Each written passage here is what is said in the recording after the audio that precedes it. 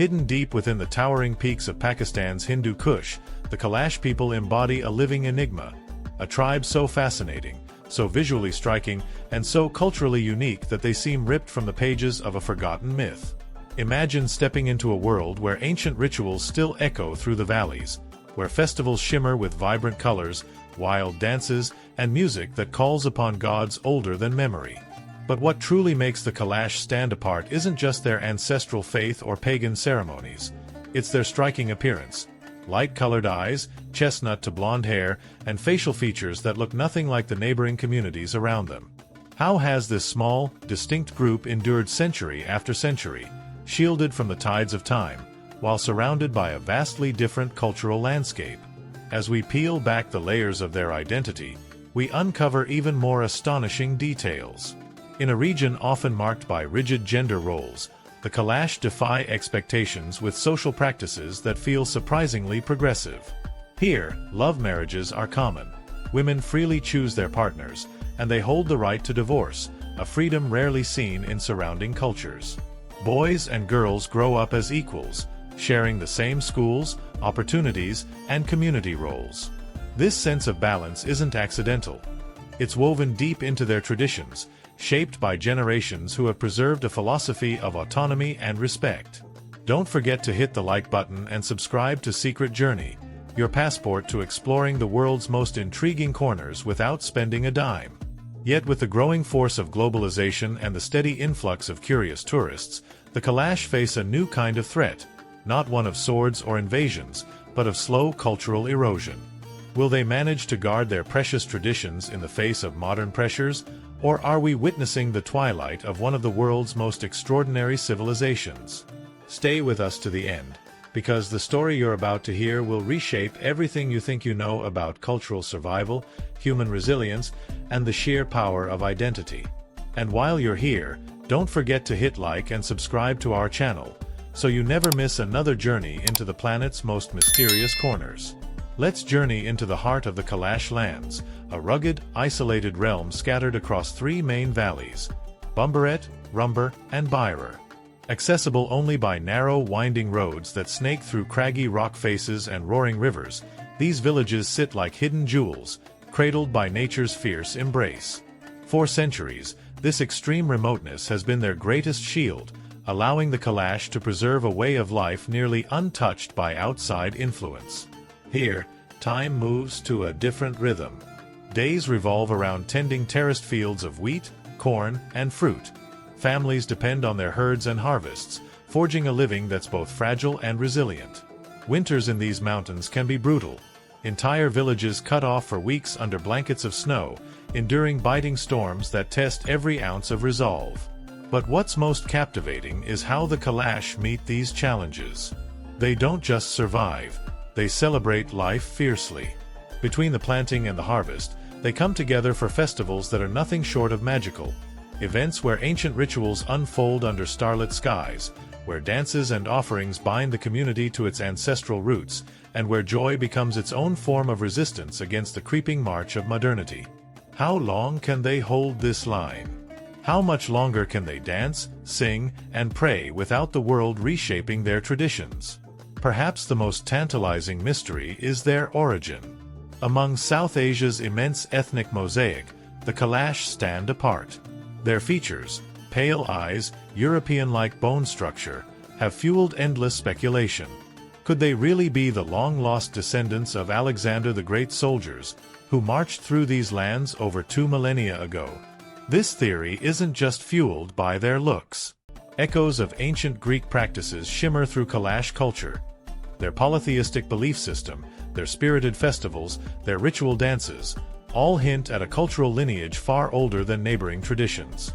Historical accounts confirm that Alexander's armies did indeed pass through this very region, adding even more weight to the legend. But does modern science back up this romantic theory? Stay with us, because we're about to unravel the facts, the myths, and the enduring questions surrounding the Kalash, a people who, against all odds, continue to captivate the world's imagination. Don't forget to hit the like button and subscribe to Secret Journeys, your passport to exploring the world's most intriguing corners without spending a dime. Imagine a people whose very existence sparks debate, mystery, and fascination. The Kalash. For centuries, legends have swirled around their origins. Are they the descendants of Alexander the Great's soldiers left behind in these remote mountains after his historic conquests? While the romantic image of Macedonian warriors intermingling with local tribes has captivated imaginations worldwide, modern science approaches this narrative with a sharper, more skeptical lens. Geneticists and linguists have dug deep, eager to trace the Kalash's ancestry through DNA and the clues hidden within their language. And the results? Far from confirming Greek roots, genetic studies reveal something even more intriguing. The Kalash carry a distinct genetic makeup, setting them apart from their neighbors in Pakistan and Afghanistan, yet showing no direct link to the Greeks. Instead, their heritage seems to stretch back to ancient Indo-European groups that lived in this rugged region long before Alexander's armies ever set foot here. Their language tells a similar story. Kalasha belongs to the Dardic branch of the Indo-Iranian language family, a lineage that has echoed through these mountains for millennia. This linguistic connection points to a local origin, firmly rooted in the ancient histories of the Hindu Kush, not imported from far-off Greece. Still, we can't dismiss the possibility that cultural exchanges over centuries, through trade, conflict, or simple human curiosity, may have left subtle Greek fingerprints on their traditions. But whether shaped by outsiders or forged in local fires, one fact is undeniable. The Kalash are a living treasure of human diversity, a group whose survival defies the simplifications of historical narratives. And here's where I want to bring you into the conversation. What do you think? Could the Kalash truly be the living heirs of Alexander's legendary campaigns, or are they the last surviving strand of a much older, homegrown lineage? Drop your thoughts in the comments, because this story isn't just about the past.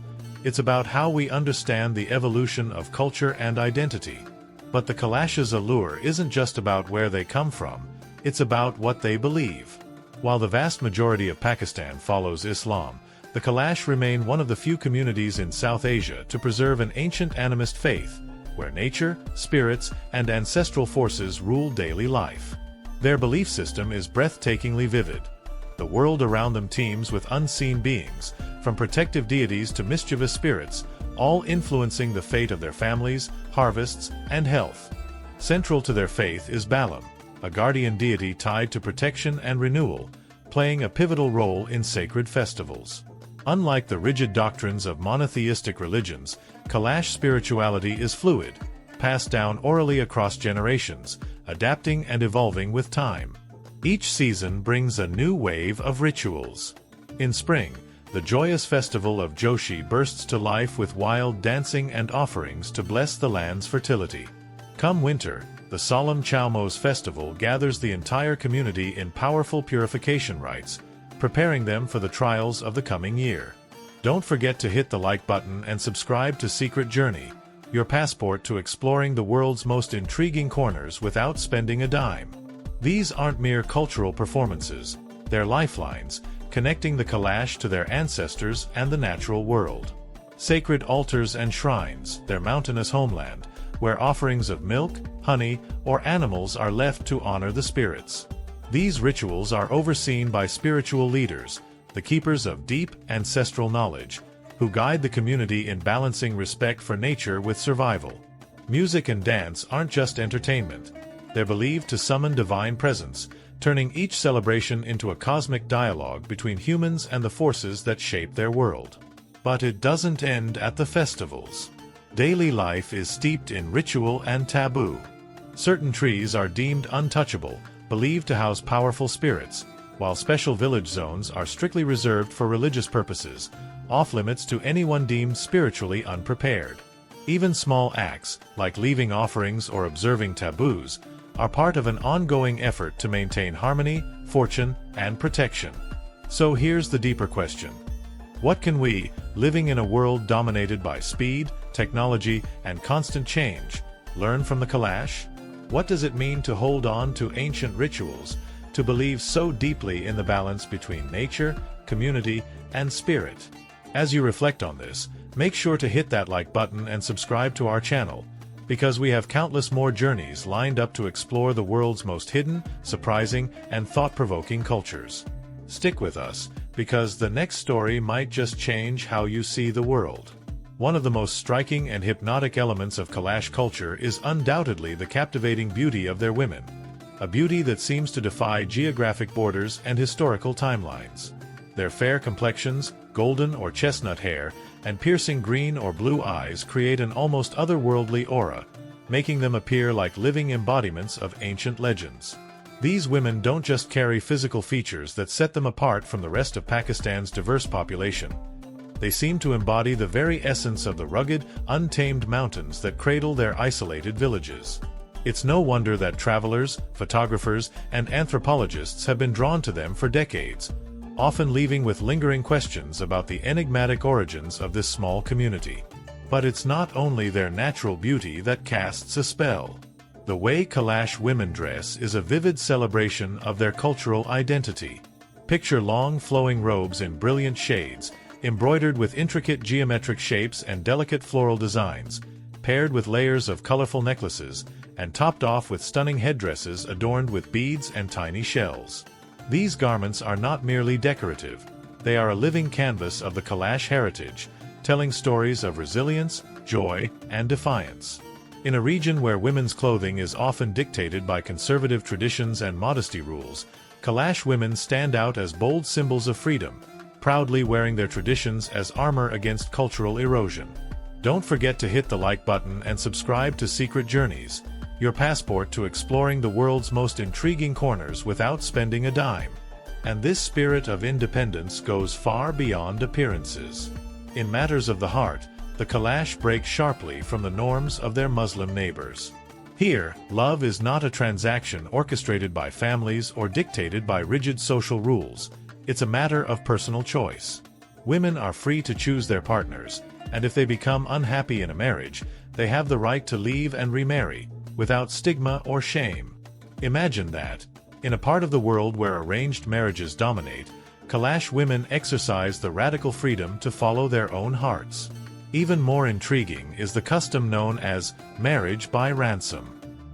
If a married woman falls in love with another man, he can pay a symbolic dowry to her current husband, formalizing a new union without scandal.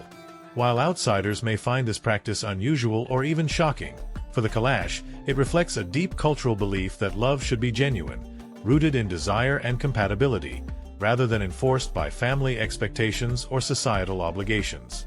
But the role of Kalash women extends far beyond their personal relationships. They are powerful contributors to daily life, taking on essential tasks like harvesting crops, preparing food, managing households, and raising children. They speak up in community decisions, help shape family outcomes, and are seen as vital pillars of their society. In fact, compared to neighboring communities where patriarchal norms often reign supreme, the Kalash present a remarkably egalitarian model, one where men and women navigate life side by side, each with a voice that matters. Yet even in this seemingly liberated culture, certain traditions persist that might surprise outsiders. One of the most fascinating, and to some, controversial, is the custom surrounding menstruation and childbirth. During these times, women retreat to a designated structure called the Bashali, a secluded space away from the main village, where they stay until they are considered ritually pure again. While this practice may appear restrictive, within Kalash belief, it is seen as a necessary ritual to maintain spiritual balance and protect the harmony of the community. So, what does all this reveal about human diversity and the ways culture shapes our perceptions of freedom, love, and belonging? How do such ancient practices manage to survive in a rapidly modernizing world? And most importantly, what lessons can we, as outsiders, take from the Kalash about resilience, identity, and the delicate dance between tradition and change? Drop your thoughts in the comments below. We want to hear what you think.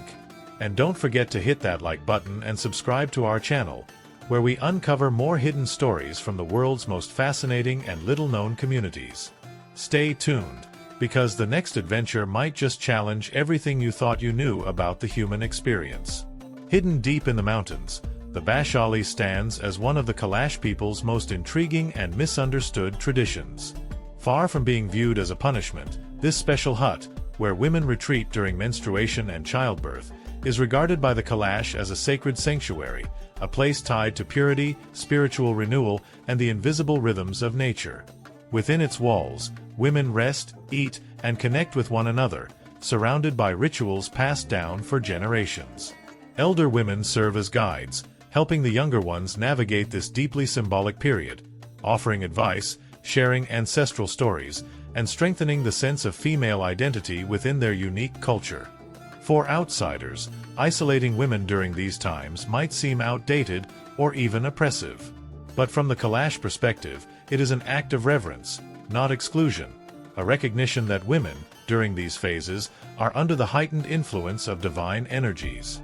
Only after specific purification rituals can they rejoin the wider community, symbolizing not shame, but balance and spiritual alignment. In fact, the Bashali becomes a living classroom, where oral traditions are transmitted and the communal bond between generations is fortified. What's your take on this? Do you see such rituals as a form of cultural richness or a practice that should evolve with the times? Drop your thoughts in the comments.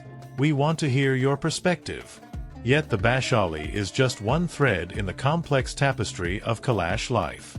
This small, isolated community walks a delicate tightrope, balancing their vibrant, centuries-old traditions against the growing forces of modernization.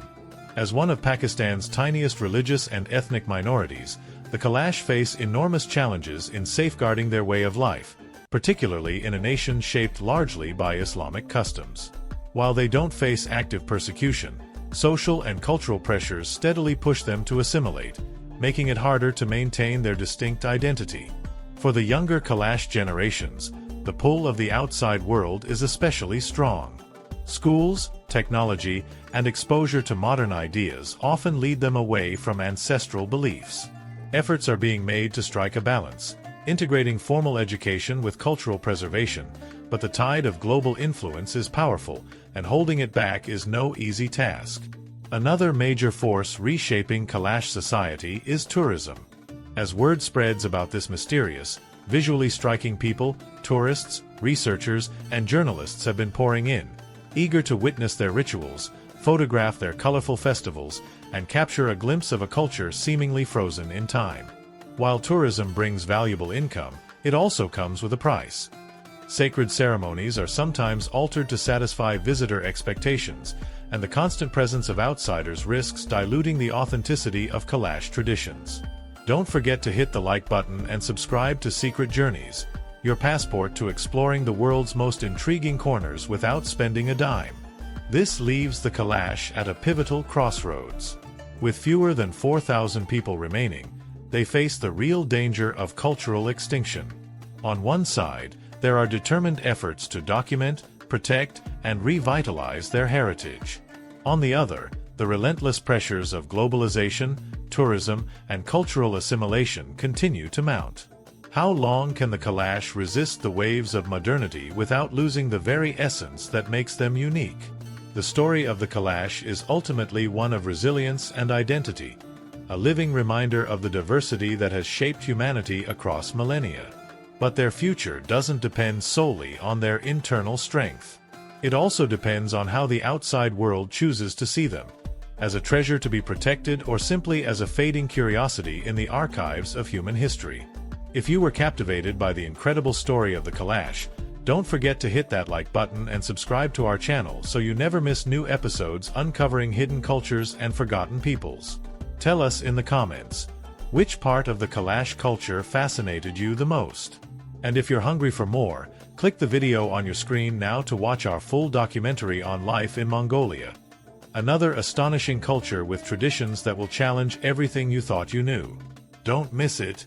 We'll see you there.